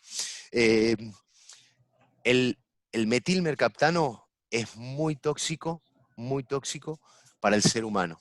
El etilmercaptano es un odorante que dentro del grupo de odorantes es el más tóxico también para el ser humano, porque el umbral que maneja es el menor de todos los odorantes. O sea, el LC50 es el menor de todos los odorantes. Nos estaban... Juan, vos querías preguntar algo. Sí, señor. Marco, buenos días. Juan Rodríguez. Buenas. Mi pregunta está relacionada con los métodos para la medición de la concentración de odorante. Quería saber la confiabilidad que tiene el método fisiológico para la medición del olor en los puntos más extremos de las redes. ¿Ese sistema, el método fisiológico, es confiable en un alto porcentaje o de pronto es más efectivo el equipo digital o el otro tipo? Perdón, pero me permito tomar algunos ejemplos que han surgido durante la charla. Una persona había comentado de 3 miligramos, que de utilizar 3 miligramos o que le detectaba 3 miligramos el odor handy, y sin embargo en la prueba de nariz tenía resultados positivos. O sea, el usuario, para las normas de gas, que normalmente es 1/5 del límite inferior de explosividad, lo detectaba perfectamente. Yo, desde mi punto de vista y mi experiencia, el odor handy son herramientas para validar lo que está oliendo nuestra nariz. Pero no conozco ningún instrumento que sea tan eficiente como la nariz. Lo malo es que la nariz no nos permite hablar de concentraciones, ¿no? Sí, señor, pero mi pregunta estaba focalizada, pues no quería dar el nombre, el equipo se llama DETEX, es un equipo DETEX que funciona sobre la base de procedimientos fisiológicos, de métodos fisiológicos. Claro. Independientemente, el equipo, el método, es bastante sencillo. A ver, lo describo a ver si es el mismo. Tenés una pequeña turbina que absorbe aire de afuera. Haces pasar una muestra de gas odorizado que se mezcla con aire. Y tu nariz, o el operador que está poniendo la nariz, tiene que poder identificarlo por debajo de 1/5 del límite inferior de explosividad. ¿Correcto? Sí, señor. Entonces, digamos, independientemente de la marca, ¿sí?, el método es altamente confiable. Perfecto, muchas gracias. Marcos, tenemos dos personas. Malo 307, no sé tu nombre, estás levantando la mano. Si querías hacer alguna pregunta a Marcos, y hay además 2 personas más, Marcos, que te quieren hacer preguntas. Bien. Malo 307, ¿querés? O si no, Jonathan Cereceda Novoa, si querés preguntarle. Buenos días, Jonathan Cereceda de Perú. Marco. ¿Qué tal? Te está escuchando. Marco. Quería hacer una consulta sobre el comportamiento de... Nosotros trabajamos en distribución aquí en Perú, sobre el comportamiento del odorante cuando éste es liberado a la atmósfera con el gas natural. Porque nosotros tenemos un proceso de purgado en la habilitación de redes. Quería saber cómo se comporta el odorante, específicamente utilizamos el Spotlight 1420 TBM, cuando es liberado a la atmósfera, y si este odorante de alguna manera se comporta como el gas, como lo explicaste en la diapositiva, este gas tiende a quedarse en el aire y a migrar con el aire, porque lo que nos sucedió, y te lo pregunto, es de que liberamos más o menos 2 minutos en una purga nueva de red en la habilitación, lo que nosotros llamamos puesta en operación comercial, y más o menos a 5 cuadras nos detectaban olor. Es decir, digamos que el odorante no estaba, digamos, yéndose con el gas natural, sino, digámoslo así, estancándose. ¿Es esto correcto? Jonathan, ¿qué tal? Buen día y buen día a toda la gente del Perú. El 1420 se comporta, inclusive es más volátil que el 1007. El 1420 se comportaría igual que el odorante para gas. Ahora, lógicamente, a medida que el gas asciende, la presión va bajando, la presión atmosférica. Entonces, si vos tenés viento, por ejemplo, que no te lo dejas subir demasiado, o te lo tiras hacia un pueblo, te lo van a identificar al gas, por más que esté diluido. ¿Por qué? Porque, les reitero, o sea, fíjense que tenemos que lograr 1/5 o menos del límite inferior de explosividad. Entonces, si yo tengo un viento que me tira hacia la ciudad, y el gas llega diluido, o sea, estoy por debajo de 1/5, pero la nariz puede estar en condiciones de poder detectarlo. Ahora, el comportamiento del odorante que fue diluido en la vena fluida de gas se comporta como se comporta el gas. No se vuelve a separar. De acuerdo. Jonathan, una pregunta. ¿En qué ciudad estás? En este momento en Arequipa. Allí en Arequipa, o sea, tenés viento seco, ayúdame, por ahí me equivoco. Viento seco. Y si esto fue durante el día con un calor intenso, si fue durante la noche un frío intenso. Sí, Marco, mira, el evento que te comento sucedió en una de las ciudades que se distribuye gas, que fue en Moquegua. Sí, es una ciudad que tiene un clima caluroso, más o menos mediodía, estamos hablando de entre 11 y 12 de la mañana, con un viento moderado. Bien, bien. Perfecto. Marcos, sí. Hay otra pregunta de Jorge Torres. Pregunta, actualmente... Perdón. Déjame responderle. Jonathan, sí. Si querés profundizar sobre este tema específico, podemos hablarlo después. De acuerdo. Bien. Te decía, Marcos, actualmente se están utilizando diferentes odorantes, entre ellos unos que no tienen azufre. Por lo tanto, ¿los odorantes sin azufre tienen algún beneficio respecto a los que sí tienen? Yo conozco un solo odorante sin azufre que se llama S-Free, ¿sí? Les voy a ser honesto, en Argentina no se usó, se usó en Alemania, y el problema que tuvo en Alemania es que es a base, digamos, de una molécula bastante pesada, y lo que ocurrió fue una polimerización. Finalmente Alemania volvió a usar, como utiliza toda Europa, el THT. No sé si nos referimos al mismo odorante. Otro odorante sin azufre no conozco. Paso a otra pregunta, Marcos.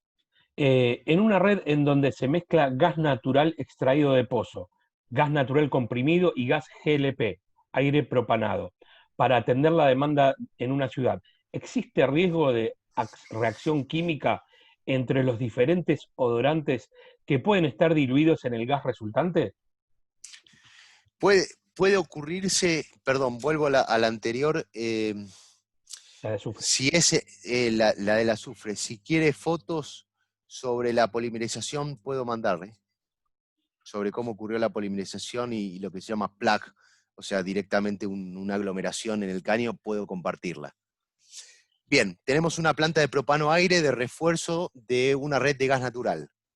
Bien, utilizamos el aire, por si alguno, yo creo que conocen más de proceso que yo, así que, pero utilizamos el aire para disminuir el poder calorífico del GLP y llevarlo a niveles de gas natural para cumplir con las normas. Yo voy a utilizar diferentes odorantes. Normalmente no hay una reacción química, lo que puede ocurrir es una reacción de cooxidación. Eso depende de qué odorantes estén usando. Por ejemplo, ¿qué significa una reacción de cooxidación? Puede ser que ante la presencia de algún catalizador se favorezca la oxidación de un mercaptano sobre otro. Pero eso también está condicionado por características físicas del caño. ¿Sí? O sea, algo que actúe de catalizador. Por ejemplo, polvo de soldadura. Ok, tenemos otra pregunta. Somos nuevos en la odorización del gas. Tenemos el odorante en un tanque de acero inoxidable. Sin embargo, se encuentra a 1,5 metros de un motor eléctrico. Y ya le completo de un motor eléctrico. ¿Es riesgoso teniendo en cuenta su inflamabilidad? Es riesgoso en caso de que tengas una pérdida, porque la vaporización es muy elevada, pero muy posiblemente ese motor debe tener algún tipo de elemento, o ya sea de protección o de clasificación para zonas clasificadas. Es decir, por ejemplo, se usan dos letras para clasificarlo, un número y una letra. Grupo 1, zona riesgo 1 y demás, así cuán inflamable es. Normalmente si está muy cerca debería tener algún tipo de clasificación ese motor para hacer tener menos riesgo de explosividad. Marcos, Marcos, vamos con 2-3 preguntitas más porque tenemos que estar cerrando la sala en 5 minutos. ¿Sí? Te voy a leer 2 preguntas más. ¿Cuál sería la mejor práctica para la aplicación del odorante Amivena de gas natural, queriendo lograr una homogenización adecuada cuando tengo bajo flujo? Bien, esa es muy buena pregunta y bien difícil. Si yo tengo un flujo bajo, lo que posiblemente voy a trabajar es también en la frecuencia de pulsos. Es decir, si yo tengo un flujo bajo y voy a tener mucho tiempo de residencia en el caño, voy a tener un proceso de fading del odorante, ¿sí? Ahora bien, lo que voy a hacer es trabajar con los pulsos de la bomba para poder lograr una odorización lo más eficiente y menos pulsante posible. ¿Cómo logro eso? Normalmente puedo aumentar la frecuencia de pulsos y bajarla en volada. Entonces termino distribuyendo mejor la cantidad de odorante que pasa en el gas. No sé si más o menos me explico. ¿Sí? O sea, le doy un recorrido muy, muy chiquito al pistón y que trabaje más rápido. Y me estoy inyectando poca cantidad de manera permanente. Bien, hay otra pregunta que dice, ¿qué tipo de odorización o qué normas de odorización utilizan en América Latina? No existe una norma de odorización para nuestra región específicamente. Cada país, hasta donde yo sé, tiene su propia norma de odorización y de auditorías. A nosotros, en nuestro caso, en Argentina es el ENARGAS, Ente Nacional Regulador del Gas. Entiendo que en el Perú, y corríjanme, creo que es el OSINERMIN, el Ministerio de Energía y Minas. En Colombia, díganmelo ustedes porque ahí les hago agua, no sé si es el Ministerio de Energía. La Comisión Nacional de Energía y Gas. El ICONTEC. Bien, pero no nos hemos puesto de acuerdo mucho en generar una norma regional. Lo que sí se ha realizado, y en esto somos todos culpables, venga del país que venga, que nosotros, todas nuestras normas mayormente se han basado en normas europeas o en normas norteamericanas. Marcos. En el caso, perdón, ya. Marco? Sí, señor. Una preguntita, ¿cuál sería el octanaje del odorante? Ese es para cuando se tienen motores instalados en la línea, motores de combustión interna, como planta y eso, más si son dedicados a que la compresión es muy alta. Entonces, pronto cuando se sobreodoriza algo, puede haber pistoneo de los motores. A ver qué tanto es el octanaje del odorante. El octanaje es la capacidad de autoinflamarse con la presión o con la temperatura, ¿eh? Sí, no, ahí tengo que consultarlo a alguien que sepa más que yo. Me lo tomo nota, ahí te hago agua. No te puedo responder puntualmente el octanaje o el comportamiento del odorante en base a la concentración dentro del pistón. Marco, una consulta, porfa. Pero yo lo voy a averiguar y lo voy a hacer llegar a Premax si están de acuerdo. Sí, señor. Una consulta, por favor. Sí. Tú iniciando la charla y dijiste o nos indicaste que ustedes prestaban unos servicios para cuando quisiéramos dar de baja, por ejemplo, una estación sí, señor. de inyección de odorante, un sistema de odorización. Y entre otras cosas tocaste un tema puntual basado en cuándo nosotros deberíamos hacer un cambio por vida útil de un tanque de odorante, de almacenamiento de odorante. ¿Cómo nosotros sabemos que un tanque de almacenamiento de odorante ya cumplió vida útil o está propenso a sufrir algún tipo de afectación en su integridad? Excelente pregunta, y desafortunadamente la respuesta no te puedo decir 10 años porque no aplicaría y por ahí te hago gastar dinero de gusto. Eso está sujeto a las normas de cada país. Alguna persona habló que tiene un tanque de acero inoxidable. El acero inoxidable con el odorante no se le debería arruinar, pero a su vez existen normas de países que para tanques de determinado volumen les requieren ciertas certificaciones y ciertas pruebas hidráulicas periódicas, sean estas, como me pasa a mí, cada 2 años y medio, y tengo una recertificación a los 5, sea cada 10 años, sea cada 15 años o 20 años. Eso está un poco sujeto a la norma.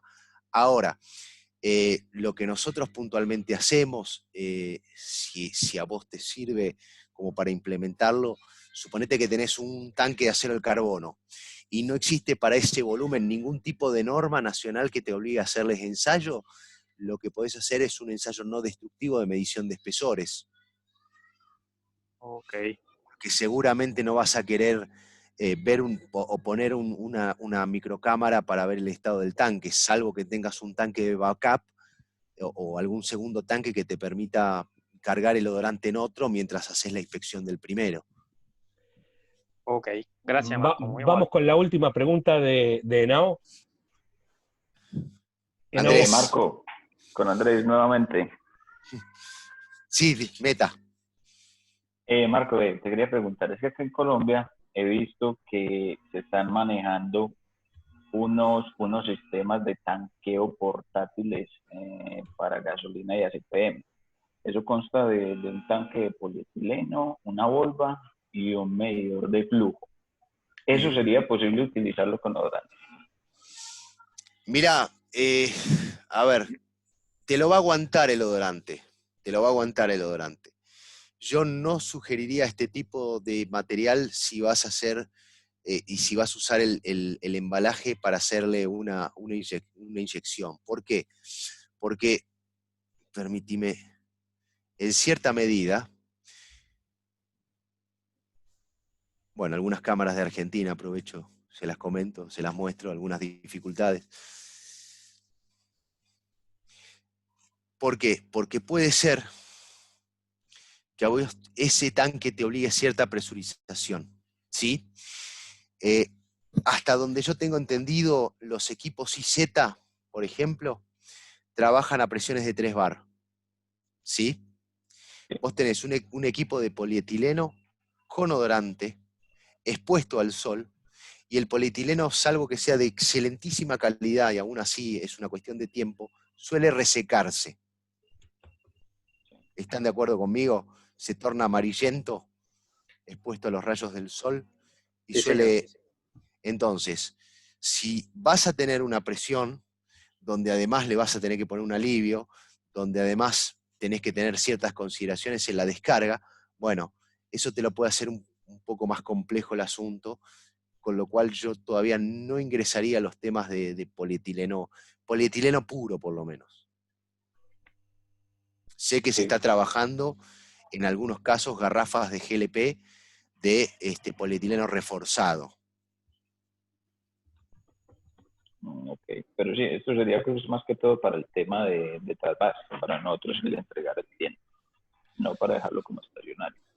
Entiendo, pero el problema del polietileno es que sabes que además va a tener tiene muy poca resistencia al corte. Perdón, me voy a temas más técnicos. Sí. Entonces, si vos tenés un accidente en el camión, Dios no quiera, toco madera, o durante la descarga o durante el movimiento, el montacargas, por ejemplo, el polietileno te lo puede pasar de lado a lado. Ok. Marcos, sí. Estamos por cerrar, porque la reunión era de 2 horas, seteada por Zoom, entonces va a ser ese corte. Y para agradecer, para hablar de que están abiertas las comunicaciones con Premac para que nos digan qué otros temas quieren hablar en un segundo webinar. Nosotros ya nos llevamos de las preguntas y algunos comentarios, ya tenemos algunas ideas para profundizar, pero tal vez ellos quieren quedar un tema sin tocar, y con a través de Premac lo pueden canalizar las consultas. Y bueno, cerrando un poco el webinar, no sé si querés vos aclarar algo más. ¿Vos, Marcos? No, yo por mi lado, chicos, puntualmente, o gente, quiero agradecerle a ustedes muchísimo la participación que han tenido. Puntualmente, eso para mí ha hecho que esto sea un gusto, realmente. Marcos, así que simplemente agradecerles y ponerme a disposición para cualquier consulta que pueda surgir en el futuro a través de Premac, y lógicamente que espero que en breve, en un futuro breve, pueda visitar su hermoso país y poder tener esta charla cara a cara con ustedes. Marco, Luis Alberto de Premac, muchas gracias por su ayuda y por su soporte. Un abrazo. Muchas gracias. Gracias, Marco. Gracias, Marco. Por favor, informarnos el link donde va a quedar la presentación, por favor. ¿Cómo no? Sí, la vamos a pasar a través de Premac. ¿Habrá oportunidad para una sugerencia? Sí, cómo no. Listo. Mira, como lo decía Marco anteriormente, no tenemos un estándar de norma porque, digamos, hay multiplicidad de fuentes, diferentes ministerios, entidades del gobierno y demás que no nos permiten, y hemos llegado entonces a la copia europea y gringa, ¿cierto? Sí, señor. Lo Nunca mío mejor va dicho. como, lo mismo va, lo que quiero sugerir aquí va como por el mismo sentido. Mire, yo creo que nosotros los participantes de este foro no hemos tenido realmente un accidente grave con odorante. Y por tal razón no sabemos manejar el odorante. Solamente nosotros seguramente hemos construido esfuerzos individuales que no están tan estandarizados y lo hemos hecho para nuestros propios sistemas. Entonces yo vería esto para Arkema, para Premac, inclusive como una línea de negocio, pero también como un valor agregado de los proveedores para nosotros quienes lo usamos. Y se trata de que debería pensarse en una preparación estandarizada, estableciendo protocolos, haciendo simulacros, realmente una preparación que nos permita